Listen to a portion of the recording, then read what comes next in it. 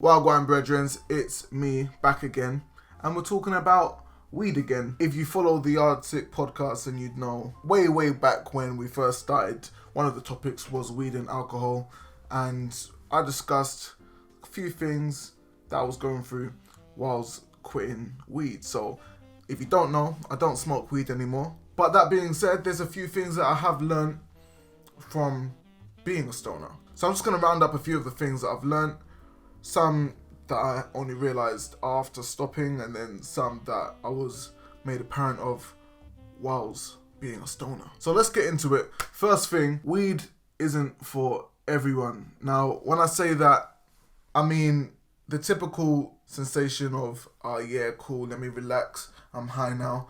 A lot of people aren't going to get that feeling, be it their first, second, third time, it won't ever be that for them. I've told this story in the past where one of my friends, they had an experience where when I smoked up with them for the first time, they were not enjoying themselves at all. They thought that everyone around them were not real. They thought that they were in hell, and I had to go home with them, book them a cab. I don't think that they really wanted to smoke after that. That being said, there are times where you could be smoking and you just end up having a bad high, which for me personally, I've had that time quite a few times. There have been times where I had to call up a friend because I was bugging out, and I was just like, yo, chat to me, man, chat to me. Because that's the thing, when you're smoking, the toxins, they're traveling up here into your brain. When you get high, you want to do things that will kind of release that and spread it out into the body, which is why a lot of people like jacking off when they're high, because that feels great.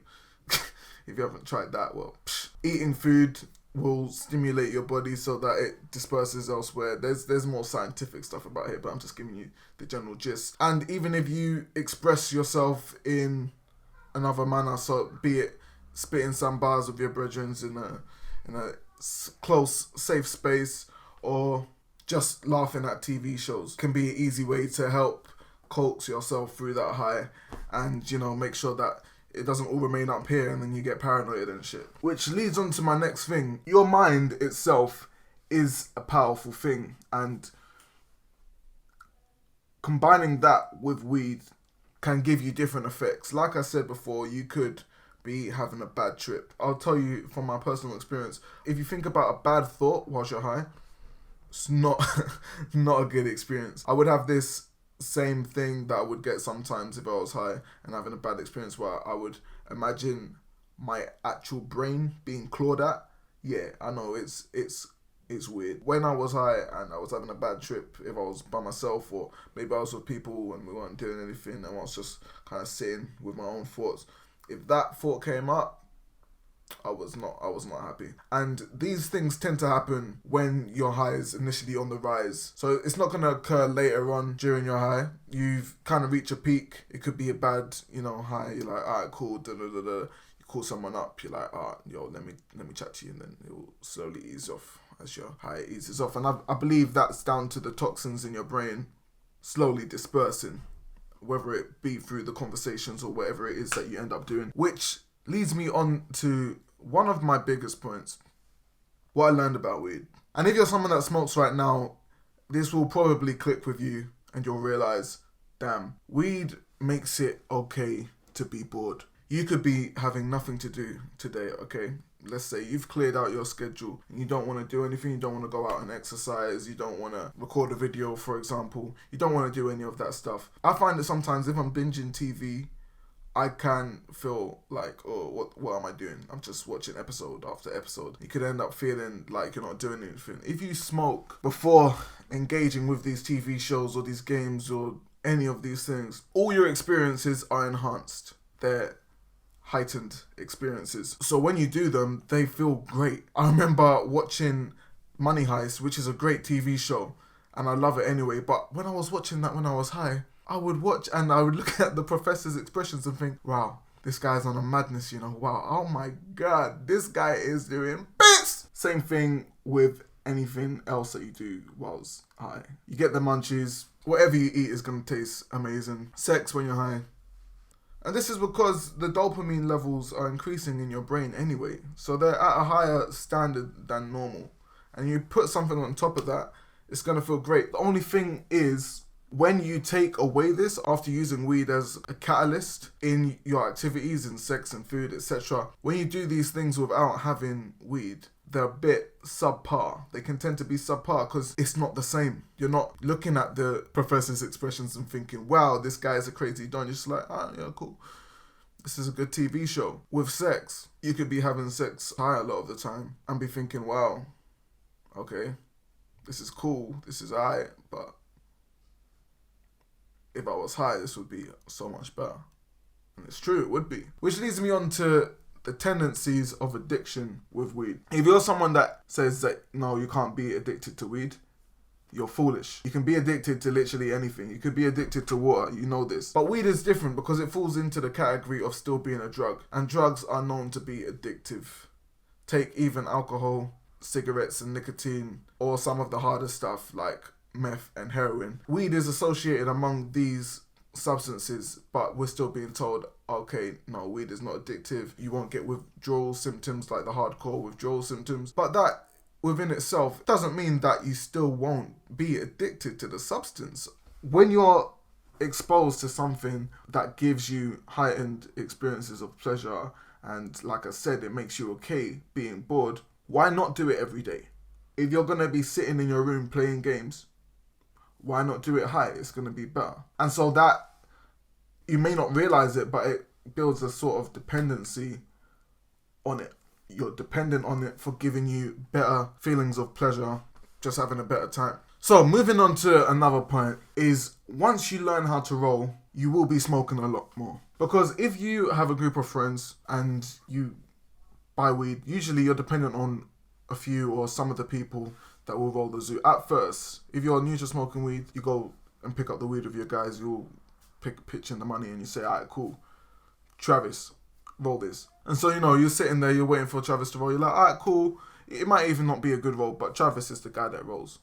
So it's like, cool, Travis is going to roll, done. So in order for you to get high at this moment in time, you're limited to having this one guy roll the zoot for you. What else are you going to do? Now, once you learn how to roll, you no longer need to depend on Travis to get high. So you can go and call your dealer. You go to the shop, you pick up your Rizzler, your filter paper or whatever, your lighter, your grinder.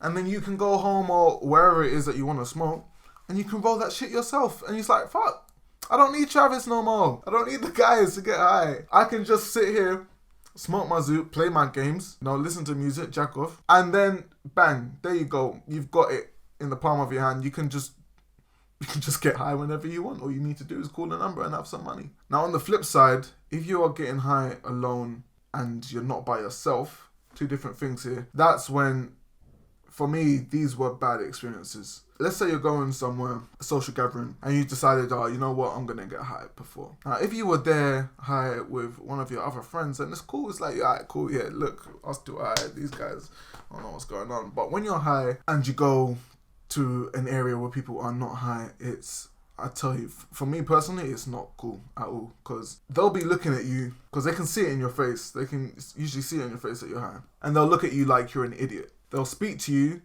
like you're dumb. They'll say, oh, haha, look at this guy, he's high, he doesn't know what's going on. Oh my gosh, you're high right now, aren't you?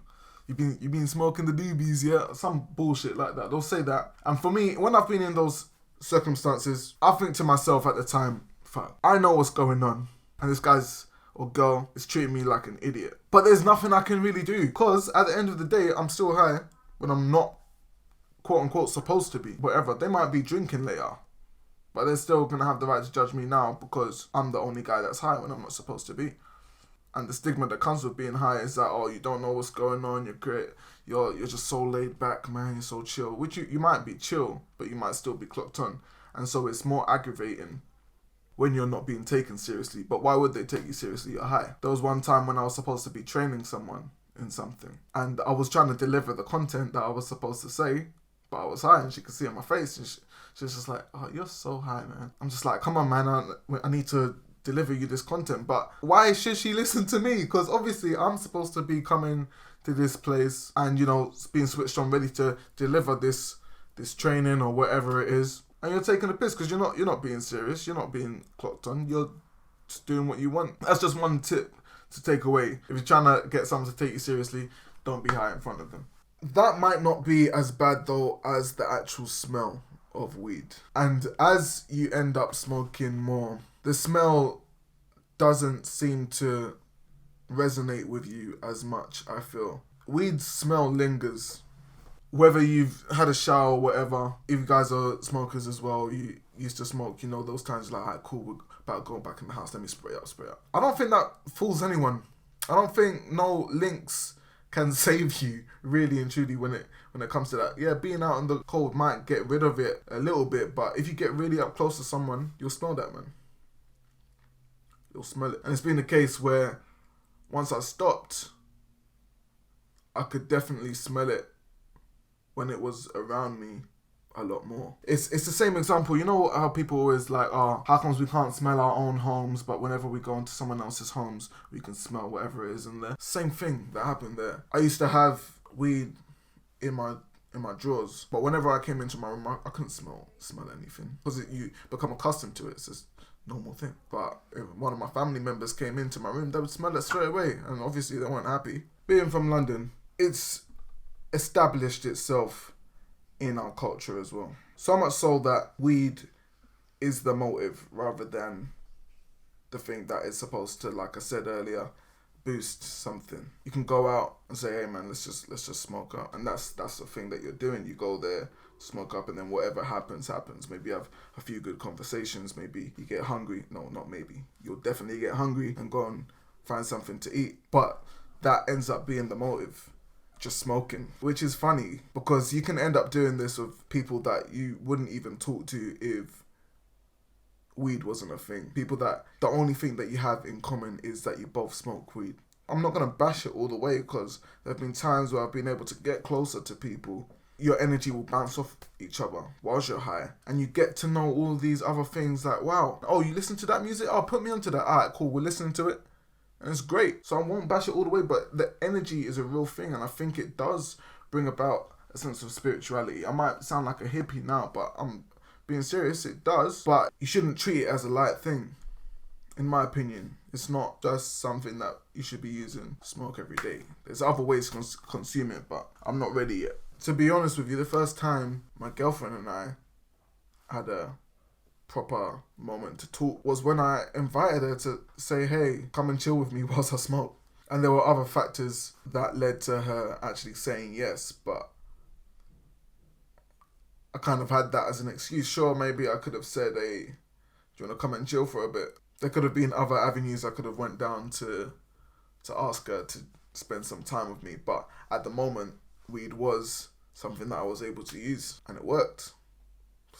She's my girlfriend now, so let's talk a little bit about edibles.